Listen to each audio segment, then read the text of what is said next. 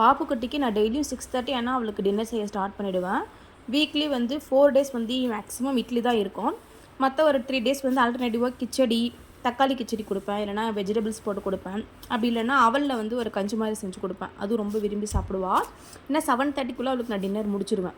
பாப்புக்குட்டி தூங்குறதுக்கு 11 o'clock ஆகிடும். அவளுக்கு வந்து தூங்குறதுக்கு முன்னாடி வேறு எதாவது சாப்பிட கொடுத்துட்டு அதுக்கப்புறம் தான் தூங்க வைப்பேன். இன்றைக்கி வந்து பாப்புக்குட்டிக்கு வந்து சாப்பாடெலாம் ஓட்டிட்டு எங்களுக்கு வந்து இட்லிக்கு வந்து சட்னி பண்ணியிருந்தேன். இது ரொம்ப சூப்பராக இருக்கும். சிம்பிளான சட்னி தான். வெங்காய கார சட்னி ரொம்ப டேஸ்ட்டாக இருக்கும். ஃபஸ்ட்டு ஒரு பேனில் கொஞ்சமாக எண்ணெய் விட்டு கடுகு, இதுக்கு கண்டிப்பாக வந்து நம்ம எப்பவுமே தாளிப்புக்கு தான் கடுகு கொடுப்போம். இது வதக்கும் போதே கடுகு போட்டுக்கணும். கொஞ்சமாக கடுகு, கடலப்பருப்பு கொஞ்சமாக போட்டுக்கலாம். கடலப்பருப்பு பாதி கலர் மாறினதுக்கு அப்புறமேட்டா நம்ம அடுத்தடுத்த பொருள் சேர்க்க ஆரம்பிச்சிடணும்.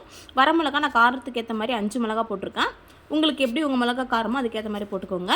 நான் ஒரே ஒரு தக்காளி தான் சேர்த்துருக்கேன். உங்களுக்கு தக்காளி வேணான்னா புளி கொஞ்சம் எக்ஸ்ட்ரா சேர்த்துக்கோங்க. ஒரு தக்காளி, கொஞ்சமாக புளி சேர்த்துட்டு ஒரு 4-5 பல் வந்து பூண்டு சேர்த்துக்கலாம். ஒரு சின்ன துண்டு இஞ்சி சேர்த்துட்டு அதுக்கப்புறமேட்டா வெங்காயம் வந்து ஒரு 10 சின்ன வெங்காயம் எடுத்திருக்கேன், ஒரு 2 பெரிய வெங்காயம் எடுத்திருக்கேன்.